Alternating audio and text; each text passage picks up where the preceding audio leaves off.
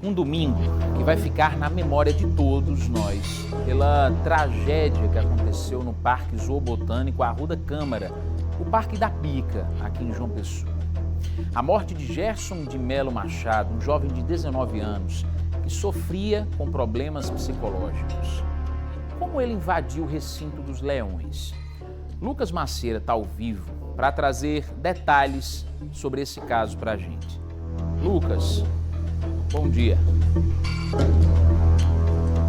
Olá, Danilo. Bom dia. Como você disse, né, nos destaques do jornal, assim que a gente estava iniciando aqui, ocorreu verdade. Foi um caso que chocou o Brasil inteiro, inclusive com repercussão internacional, né? Porque não é comum que haja mortes dessa natureza, sobretudo no ambiente, né, que deveria, em tese, ali ser controlado, né? O Gerson de Melo Machado, de 19 anos, neste último domingo, no dia de ontem, portanto, estava lá, né, no Parque Ecológico Arruda Câmara, no Parque da Bica, e subiu a grade do recinto da leoa, inclusive a leoa que lá nasceu, né, lá no Parque da Bica, enfim, nunca teve nenhum histórico de agressividade, nada nesse sentido, mas o Gerson ali, nesse ímpeto, né, ele subiu, no ímpeto ali de estar próximo ao animal, ele invadiu o recinto, subiu uma grade ali de 6 metros de altura, inclusive as pessoas que estavam no fim de semana visitando o parque filmaram, né, todo esse momento, quando ele sobe na grade e através da grade consegue pular até uma árvore, né, uma palmeira que tem ali dentro do recinto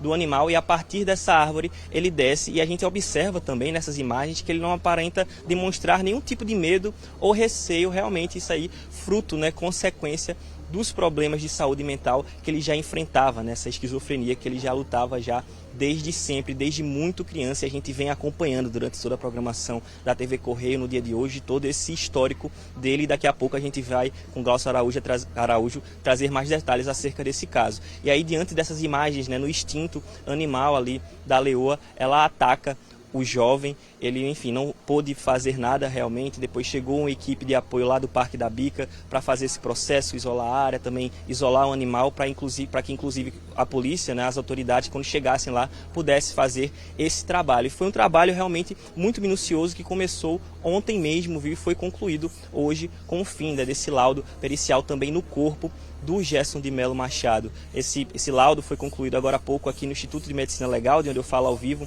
neste momento. Eu estou aqui ao lado do Flávio Fabres, ele que é diretor do IML, para falar justamente sobre tudo isso que foi feito por parte da Polícia Científica, né, diretor? Eu queria primeiro que o senhor falasse lá no local, né, onde o Gerson foi encontrado, dentro do recinto. Também houve uma perícia lá, o que foi feito a partir de então, assim que vocês foram notificados pelo caso. Bom dia para o senhor. Bom dia, obrigado pela oportunidade de poder esclarecer um caso que chama a atenção, como você bem falou aí, do Brasil e do mundo, um caso peculiar. No caso aí, em relação à parte da perícia, nós tivemos praticamente a participação de todos os laboratórios, todas as áreas pertencentes ao Instituto de Polícia Científica. A equipe de morte violenta esteve presente no local, o pessoal da criminalística foi ao local, o corpo foi encaminhado aqui para o Instituto de Medicina Legal para ser realizada a autópsia, foi feita uma autópsia completa, com o resultado que saiu já ontem mesmo. O pessoal da identificação também participou do caso, fazendo a identificação de pronto, através das impressões digitais. Os papiloscopistas realizaram esse trabalho, e também ainda tem trabalho a fazer com exames complementares que serão encaminhados aos laboratórios forenses. Então, praticamente todos os setores da Polícia Científica estão atuando no caso, e também a Polícia Civil também está participando, fazendo os levantamentos para ver aí qual foi o motivador dessa ação aí tão trágica para a sociedade. E dentro desse trabalho que foi realizado aqui, a gente consegue dizer a causa da morte, né, obviamente, mas teve uma área específica do corpo em que ele foi mais atingido? Como é que foi esse processo? Exatamente. O local mais atingido foi a região do pescoço, a região cervical. Houve a ruptura de grandes vasos da região cervical, carótida e jugular, ambas foram seccionadas, e as lesões eram semelhantes inclusive a projéteis de arma de fogo, parecia projétil de arma de fogo, pela semelhança que a lesão, que a presa, né, o dente, causa na região do pescoço. Então foi uma necrópsia bem peculiar, e que foi concluída com sucesso aqui por todas as equipes. E Diante dessa força, né, desse ataque, muito difícil realmente alguém sobreviver, né, doutor? Pois é, o animal é irracional, ele não tem racionalidade, ele tem instinto. E naquele momento ali, pelas imagens que a gente tem disponibilizada pelos meios de comunicação e pela sociedade, a gente vê que teve ali um ataque instintivo que ceifou a vida do jovem. E é realmente um caso muito triste, né, que a gente vem acompanhando. São muitos fatores que envolvem toda a vida, né, do Gerson, do Vaqueirinho. Doutor, em relação à liberação desse corpo para os familiares, como é que está esse processo? Já está disponível? O que é que está faltando para que os familiares possam fazer essa última despedida? O corpo está disponível aos familiares, tem somente um documento aí que tem uma formalidade técnica mesmo, que ele chegou como possivelmente Gerson, ele não estava sendo identificado. Houve a identificação formal, técnica, e após a confecção dessa identificação técnica formal, a gente está somente com um documento ali que os familiares estão providenciando para que possam fazer as homenagens finais, é o caso. Ok, muito obrigado, doutor Flávio Fabres, diretor aqui do Instituto de Medicina Legal do Estado da Paraíba, muito obrigado. É isso, viu, Danilo? A gente está aqui acompanhando essas movimentações, né? Os familiares vieram até aqui, né? Tem a informação, né? O endereço dos responsáveis aqui pela retirada do corpo, que foi repassado aos profissionais aqui do Instituto de Polícia Científica, seriam de que o Gerson, em tese, moraria ali no bairro de Mangabeira 6, né? Mas essas informações nós não conseguimos confirmar diretamente com a família, porque estão todos muito abalados. Tem aqui a mãe dele também, está aqui presente, mas ninguém quer gravar. O irmão dele também, que inclusive só deu a informação a gente que não morava, né, não tinha um convívio muito próximo com o Gerson, mas que ele que está à frente aí resolvendo todas essas burocracias. A gente conseguiu confirmar também a informação de que neste momento, né, caso haja, pode haver alguma mudança, mas neste momento a expectativa é que ele seja enterrado no cemitério do Cristo. Resta saber ainda a confirmação de horário, todos esses demais trâmites, como a gente acompanhou agora há pouco na fala do Dr. Flávio, esperando só essa questão burocrática para que eles de fato possam fazer a retirada do corpo e fazer a última homenagem. Danilo. Obrigado, viu, Lucas? Ótimo trabalho para você por aí. Agora a gente trouxe as informações técnicas.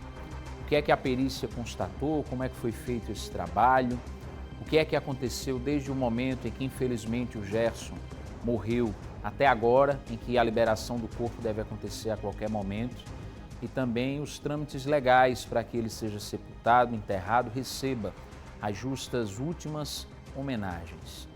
Mas quem era Gerson de Melo Machado?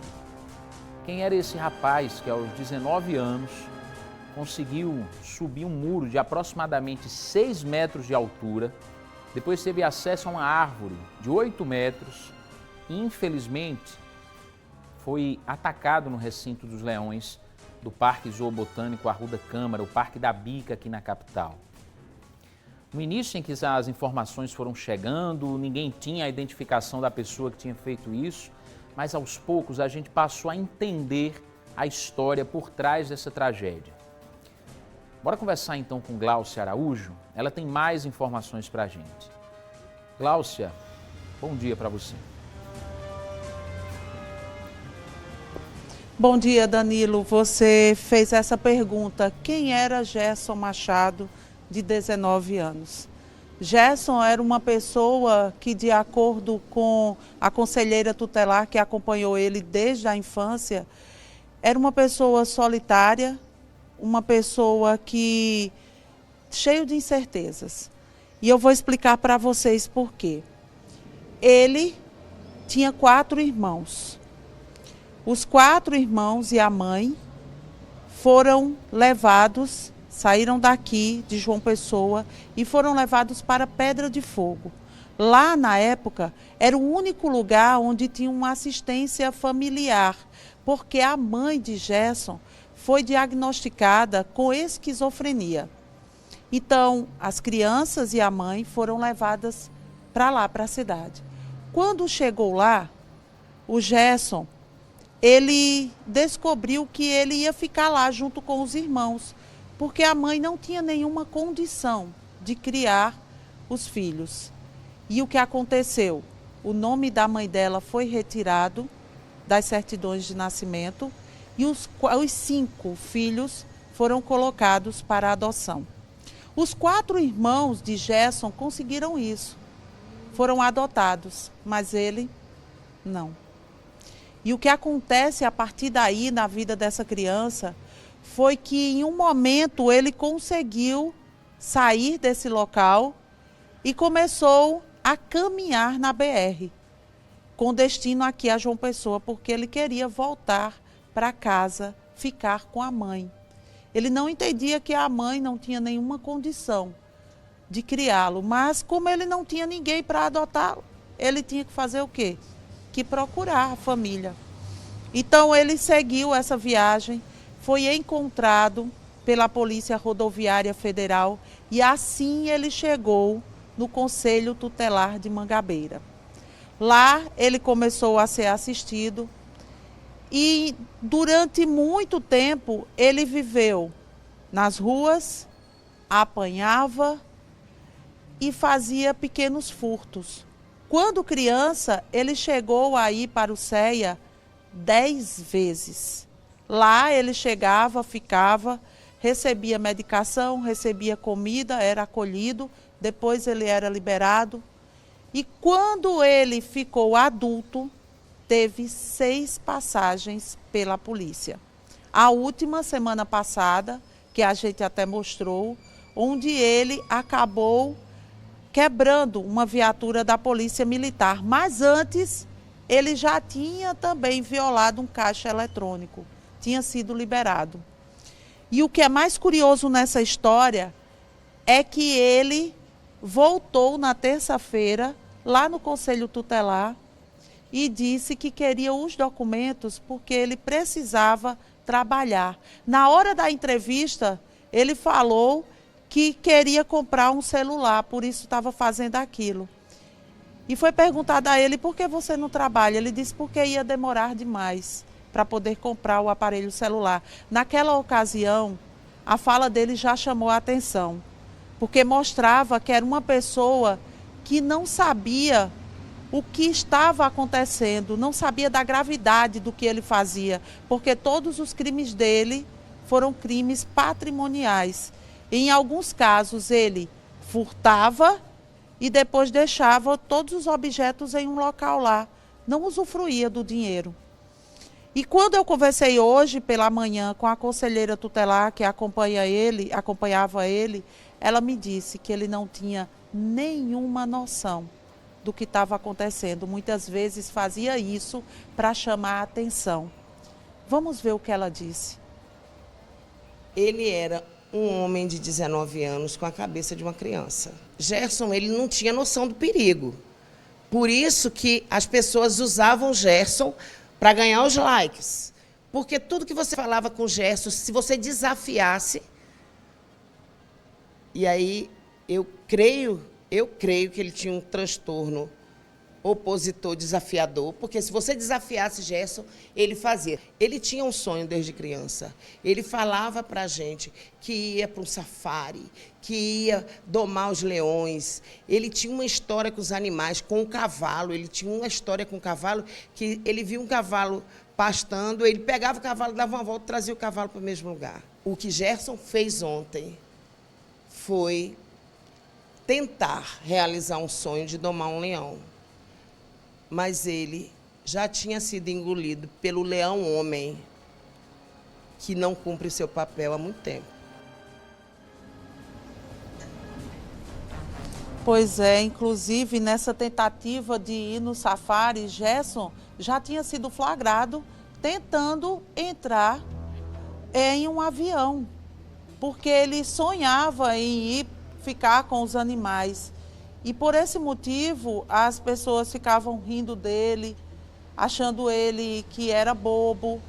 E ele conviveu com toda essa situação durante muitos e muitos anos, até ontem, quando morreu de uma forma tão trágica.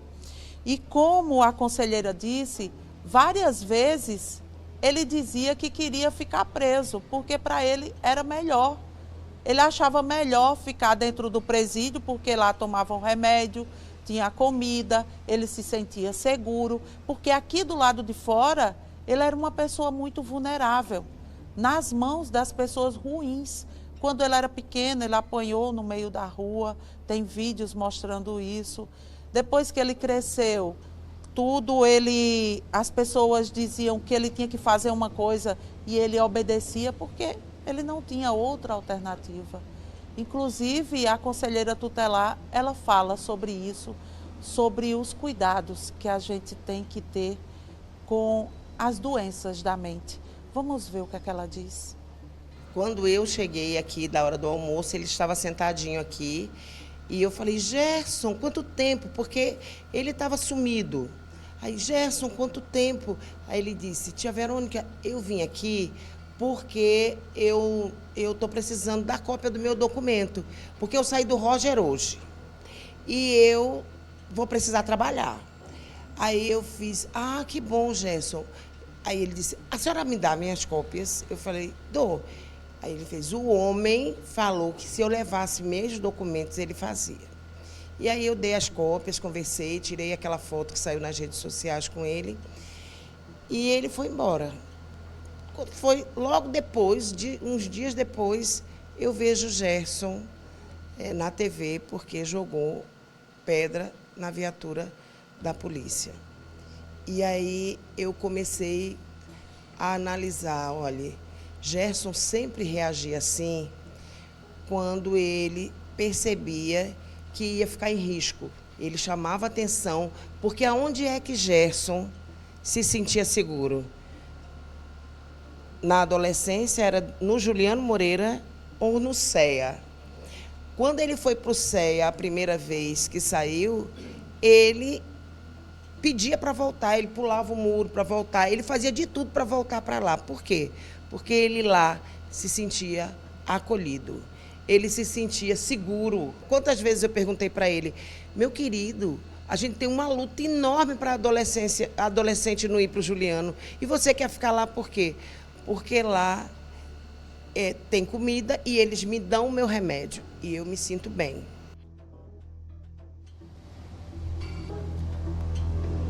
Quando ele procurou o Conselho Tutelar de Mangabeira, foi na terça-feira. E na sexta-feira, ele veio até aqui, o Fórum Criminal, porque ele disse que queria ser preso, queria voltar para o Roger. Claro que ele não voltou, né? Não tinha nenhuma acusação contra ele. O que aconteceu foi que no domingo, ele foi até a bica e ele foi aí atacado pela leoa depois que ele entrou também no recinto dela. Daqui a pouco, Danilo, a gente vai falar mais sobre esse caso, porque é a principal notícia desde ontem que todo mundo quer entender o que foi que aconteceu. Então a gente volta daqui a pouco com mais informações. Obrigado, viu, Gláucia? A cada nova informação, a cada depoimento, cada vez que a gente conhece um pouco mais do Gerson, a gente passa a entender o tamanho sofrimento que esse rapaz enfrentava ao longo de toda a vida.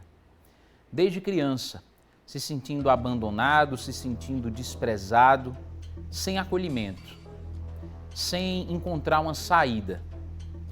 O depoimento dessa conselheira tutelar, que graças a Deus foi uma das grandes e boas profissionais que cruzaram o caminho do Gerson, é de cortar o coração.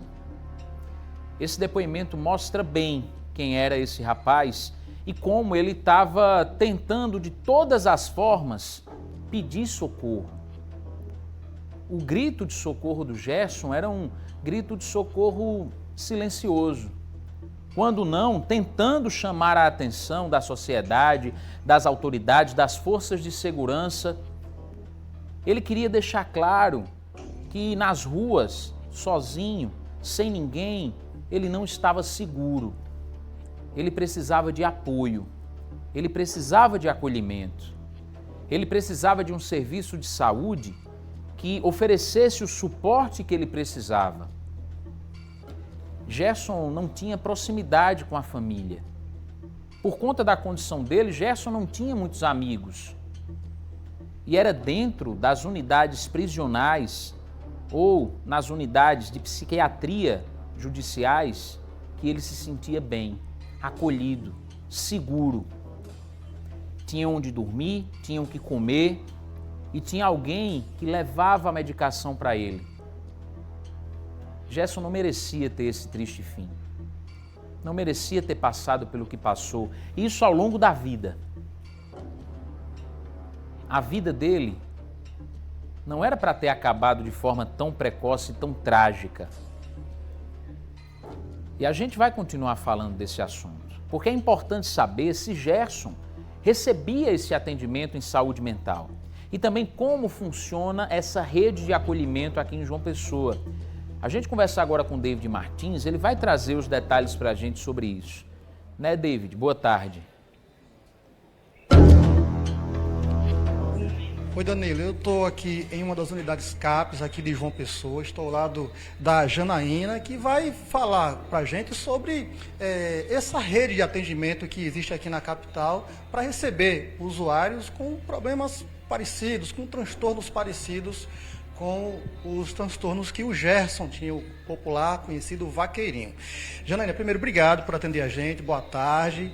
Como é que esse usuário chega em uma das unidades CAPES aqui de João Pessoa? É porta aberta? Precisa passar por uma unidade de saúde? Como é que funciona? Boa tarde. Boa tarde a todos e a todas. Realmente não precisa passar por nenhuma unidade de saúde. Lógico que se esse sujeito ele passa por uma unidade de saúde e ele vem com encaminhamento, né, vai também nos ajudar o olhar daquela equipe para esse usuário, tá? Então, todos os CAPs são portas abertas, não precisa agendar horário. Ao chegar aqui, eles irão fazer uma triagem. Nessa triagem serão admitidos ao serviço. Caso o usuário não seja o perfil, ele precise de um atendimento mais individualizado, né, específico, ele vai ser encaminhado para outros serviços da rede. E esse acompanhamento, de que forma ele acontece? Tá, olha só, um usuário de CAPS, quando ele chega, né, ele pode passar por várias modalidades. A atenção dia vai depender muito do processo de sofrimento psíquico dele. Então, ele pode passar um turno na semana, 2 dias, às vezes entrou em um processo de crise, ele pode ficar no intensivo, mas tem o suporte da família, vai dormir em casa, não é? E também temos o leito 24 horas, que não é leito psiquiátrico, são leitos de acolhimento ao usuário que precisa ficar, né, acolhido para também cuidar um pouco dessa sua crise. Quando a gente fala de uma crise de um sujeito, existem vários determinantes que provocam. Muitas vezes um conflito familiar, muitas vezes conflitos com vizinhos e várias outras situações. Então, o usuário vem ao atendimento, na portaria ela é o norte, 11 dias, porém, o usuário 3 dias ficou bem, ele volta ao seu nível de atendimento. Sempre o usuário protagonista do processo. O Gerson esteve aqui na semana passada, né? Após ter sido preso 2 vezes no mesmo dia, ele esteve aqui no dia seguinte. Como foi que ele chegou aqui? Qual era a situação dele naquele dia? Tá, olha só, Gerson, ele chegou aqui ao serviço a primeira vez em dezembro, né, de 2024, mas logo em seguida Gerson não aderiu ao tratamento. Fomos fazer buscas ativas, né, a gente não encontrou e muitas vezes ele passava por algumas prisões, né. Recentemente ele veio até o serviço, ele tinha passado alguns dias, meses, na realidade em um hospital em Recife, e quando chegou a gente novamente foi ofertar a Gerson o tratamento, mas a gente entende que Gerson tem uma dificuldade muito grande, né, de aderir ao tratamento, então muitas vezes ele evadia do serviço, mas sempre foi ofertado o atendimento para ele. A falta de acompanhamento familiar também dificultou esse tratamento dele? Com certeza, gente. Quando se tem um familiar junto, né, se torna uma parceria, né, para poder a gente melhor ofertar. Então, Gerson tinha essa lacuna, essa dificuldade muitas vezes. A gente montava um projeto com ele, né, a gente ofertava leitos 24 horas, mas muitas vezes ele evadia do serviço e a gente não tinha sucesso. Muito bem, obrigado pela entrevista, muito obrigado pelas informações. É isso, Danilo, eu volto com você aí no estúdio. Obrigado, viu, David? Para que as pessoas entendam bem como funciona essa questão do atendimento psicossocial aqui no Brasil, desde 2001, com a reforma antimanicomial que começou a acontecer aqui no país, determinava o fechamento de hospitais psiquiátricos em todo o país de forma gradativa. Em 2003, se determinou também o fechamento de instituições socioeducativas psiquiátricas, que são aquelas cadeias, a gente pode chamar assim, para as pessoas que tinham algum problema mental, algum distúrbio, algum problema psicológico, psiquiátrico. A intenção dessa lei, a intenção do fechamento dessas instituições era fazer com que pessoas como o Gerson não passassem a vida inteira presas dentro de uma instituição como essa. Que ele tivesse a liberdade de ter uma vida normal aqui do lado de fora, que pudesse trabalhar, que pudesse constituir uma família, mas claro, com um acompanhamento sério, com um acompanhamento especializado. O que é que acontece nesse caso, como em tantos outros aqui do nosso país? As leis, quando começam a vigorar, elas ainda têm muitas lacunas, muitas brechas a serem preenchidas. Gerson tinha plenas condições de viver em sociedade, mas ele precisava desse acompanhamento, ele precisava do seio familiar, ele precisava de algum amigo próximo, de alguém que o acolhesse, não só as instituições onde ele recebia atendimento. Essa tragédia poderia ter sido evitada. Outras tragédias podem ser evitadas se o serviço funcionar como ele tem que funcionar. Daqui a pouco a gente continua falando desse caso, mas agora a gente vai ver, inclusive, as imagens ao vivo do nosso Motolink Cláudio Cunha, que está mostrando o Parque Zoobotânico Arruda Câmara, o Parque da Bica, a parte do Recinto dos Leões, que está interditado. Desde que aconteceu esse caso ontem, que o parque foi fechado para visitação, a leoa ela foi colocada em um espaço reservado, está sendo acompanhada por uma equipe multidisciplinar de veterinários, de tratadores, de biólogos, de ambientalistas, para também ver as condições de saúde dela, porque esse animal passou por um estresse muito grande. Ela não está acostumada a receber visitas assim. Ela está acostumada com os tratadores, com os cuidadores, com as pessoas que entram para alimentá-la, mas uma visita estranha dessa aguçou também o instinto desse animal, que atacou para se defender. Muita gente estava preocupada com a saúde da leoa, obviamente, também, né? Depois que essa tragédia aconteceu. Se ela seria sacrificada, se o que aconteceu ali na hora que ela tentou se alimentar desse rapaz, isso não aconteceu.